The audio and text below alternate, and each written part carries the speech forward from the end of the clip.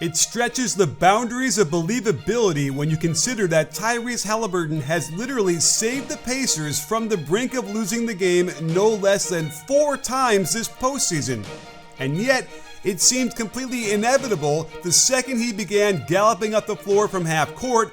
It was just a matter of where on the floor he was going to pull for the game winner, giving us one of the most improbable finals wins of all time.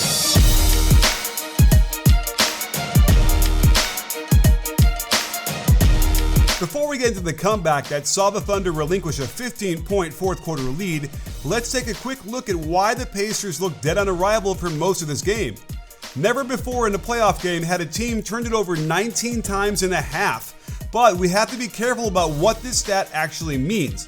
Dead ball turnovers don't hurt you nearly as much as the live ball miscues that often lead to runouts and dunks. But the Pacers did something remarkable. Even on the live ball turnovers, they were able to limit the damage on an order of magnitude the Thunder were not used to seeing. In the regular season, they led the league in opponents' turnovers with 21.8 a game while scoring 17 points off those turnovers.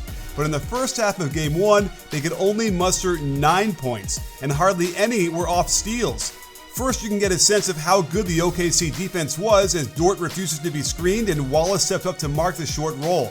Dort again gets skinny around the screen while Caruso shows to the ball before immediately recovering to his man in the corner. Next, they have to rely on Nesmith to be a dribble drive artist with the shot clock winding down, and SGA just picks him as clean as a whistle. But Nesmith doesn't give up despite being upset at the turnover, getting right back in position and providing just enough pressure and effort to influence the miss at the bucket. No harm, no foul. One of the only times they did get a score off a live ball turnover was here, when I thought the game was going to tilt completely towards OKC for good. Inexplicably, SGA doesn't attack into the paint here, allowing the defense to get set. So while this technically is a possession where they scored off a turnover, it wasn't directly related. It only happens when Haliburton foolishly reaches in on a dribbler while his man was one pass away in the corner. This help did nothing except give Dort a wide open shot. Here's an example of what people want to complain about, I think, with Wallace being a little handsy with Haliburton before he cuts, but it dissipates before the ball gets there, so I can see why the refs let it go, and again, credit the Pacers for hustling back on defense. But also, I don't think this was a good decision by SGA to just jack up a contested 3 over Siakam without getting any sort of advantage first, leading to yet another stop after a turnover. The real key to this whole thing was Indiana holding OKC to 37% shooting in the first half. It's why they were only down by 12 at halftime despite the rash of turnovers. And while you might be scratching your head as to why Mark Daniel changed his starting lineup out of the blue, putting Wallace in for Hartenstein created the dominant 5-man lineup throughout these playoffs by completely changing the threat to the defense from that position.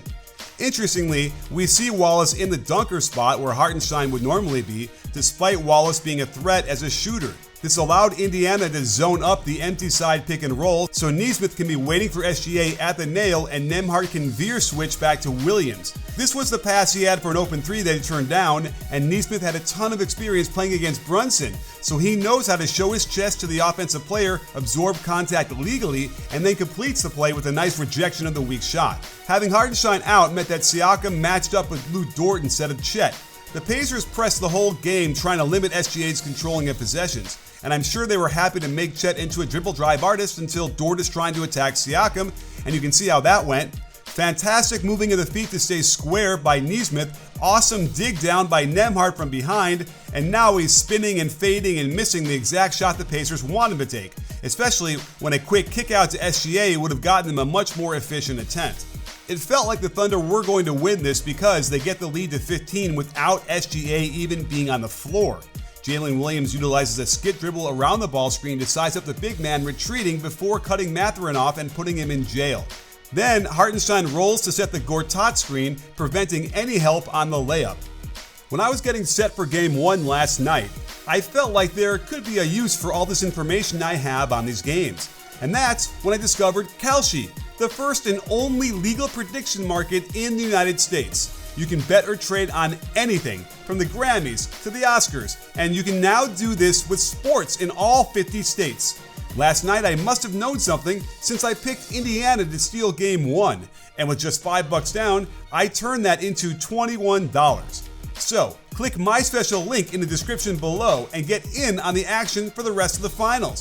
The first 500 traders that trade 100 contracts will get a free $10 credit. There are so many markets you can pick, it's fun, it's legal, and with my breakdowns, you should feel pretty good about your picks. And one of the few live ball turnovers that hurt the Pacers came on the baseline out of bounds play. It was supposed to see Mathurin sprint up to the free throw line to back screen for Siakam before cutting off a screen by Bryant to the right side. But Mathurin tried to get a little too cute with the quick cut back to the hoop. Caruso is way too good of a defender to fall for it, and now it delayed all the action a second or two. Plus, Siakam had started walking to the hoop, and the spacing for the screen was off. Perfect switch by J-Dub, who then shoots the gap perfectly when Hartenstein opens the gate, and now McConnell is on the 4th second and has to just throw it in. This dying quail went way too far, and the Thunder get the lead to 15. Let's go to the 4th when the Pacers began their comeback. To avoid the constant pressure on Haliburton, they let Nembhard run the lead guard position with get action to Obi Toppin. The best way to have defended this would have been to have Hartenstein drop and contain, and Wallace could have rotated. Instead, the lone man rotates over as well, putting 3 on the ball. At this point, I don't blame Wallace for feeling the need to cover the wide open corner 3 to a great shooter, but that just leaves an easier pass back out when Williams is way too far from his man to get there in time, and here come the Pacers. To stem the tide out of a timeout, OKC goes back to that beauty we saw in the first half. SGA backscreens Wallace. They're too afraid to switch off of SGA, so Wallace is wide open for the easy layup. The Pacers needed a little luck to achieve this comeback, and Nesmith easily could have coughed up this ball as he's off balance, losing control of it, and under heavy pressure. The reason why he was able to begin this drive was because Jalen Williams didn't know who he was guarding.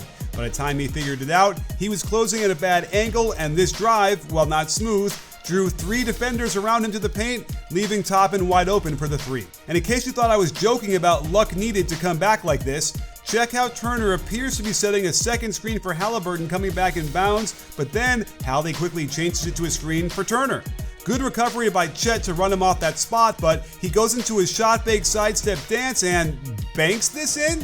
And now it's a 4-point lead and the Thunder are getting tight. Every last point became crucial in a game that ended the way it did, so in case you were confused about this lane violation, the refs probably don't call this if Dort doesn't end up as part of the play for the rebound. And this all starts because Siakam has a severe hitch in his free throw where he starts to release it, then pauses for half a second and then finishes the release. You can see both Dort and Wallace have both feet clearly inside the 3-point line before he releases it. It's just not a fair advantage anymore, and they give Siakam another chance and he hits the shot. Down 9, Nembhard tries to beat Wallace one-on-one, getting him turned around in the front court, but Caruso is there early and just about forcing another steal when Nembhard foolishly tries to force it to Nesmith under the basket. You can see the slightest delay in SGA moving towards his man in the corner, and that's all Nesmith needed to rotate and fire another 3-ball to cut it to 6. The Pacers found a little more luck on this possession as SGA expertly splits the pick and roll. Watch how he throws the dribble out in front of him and runs after it. 2 players should not be rotating to the ball like this, it should just be Haliburton. And while Williams had to pass fake this first, it's a wide open shot for a 9-point lead that would be a nail in the coffin, and he misses it by 2 inches. And here's where we knew the basketball gods were firmly on the Pacers' side. With Haliburton nowhere to be found, and no offense either, Nembhard is left to isolate on his fellow Canadian hoser, hitting him with a tween cross, pound, step back, up and out and down in SGA's face to cut it to 3. In a similar concept to the last possession when SGA split the pick and roll and kicked, they use a short roll when the Pacers rightfully jumped SGA, and Wallace promptly drags 4 defenders to him before kicking it out to the game-clinching wide-open shot that is a few inches short. That leads to one of the more spectacular defensive plays we've ever seen, as Lou Dort maintains perfect verticality to absorb the contact legally before cleanly blocking the shot on the way down. Understand that the rules allow you to be in the restricted area if you're in the air and perfectly vertical, as he would clearly have landed in the same spot he took off from, and the block at the end is also very clean. But it led to the biggest mistake of the game. We'd already seen some clock mismanagement earlier in the playoffs by the Thunder, both fouling too early when up by 3, but also shooting too early when they had a lead. So this doesn't make a lot of sense that SGA would quickly attack and score with 19 seconds on the shot clock. With a 3-point shot out there, it doesn't make sense to give the Pacers an extra possession and trade a 2 for a possible 3.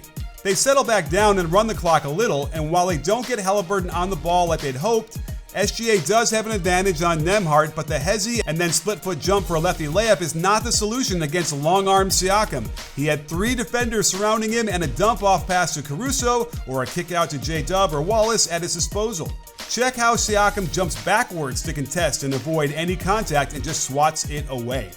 Now, I know Nembhard had just hit a crazy 3, but the idea that Haliburton would hide in the corner was troubling, and the likelihood of Nembhard striking gold twice in a row was very low.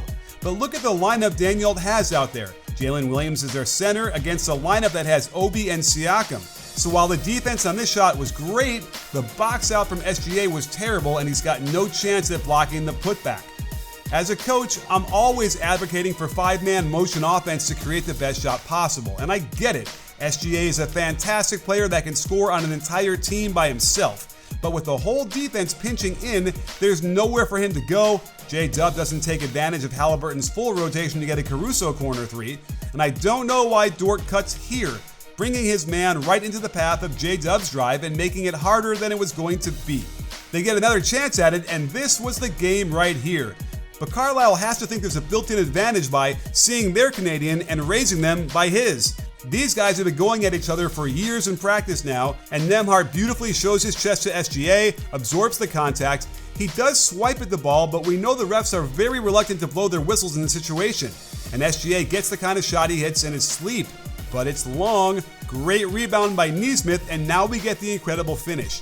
Caruso could not have doubled Haliburton. He's too good a passer, and Siakam was cutting to the hoop. SGA doesn't want to leave sharpshooting Nesmith, and no one else is close enough. I gotta be honest, I didn't think this was going in since it's a very long 2, the kind of shot no one practices anymore, but also the shot reserved for the All-Stars, the MVPs, and the winners. And whatever happens in the rest of the series, make no mistake that Haliburton is a winner. Someone who might be pretty ineffective the whole game to the point you didn't even realize he's on the floor, but when his team needs him, not only is he there, but he's finishing time after time after time. I don't think we've ever seen a guy do something like this before, and his friend of the breakdown, Tom Haberstroh, put together this little stat, proving that when this guy shoots for the game, you can be hella certain it's going in.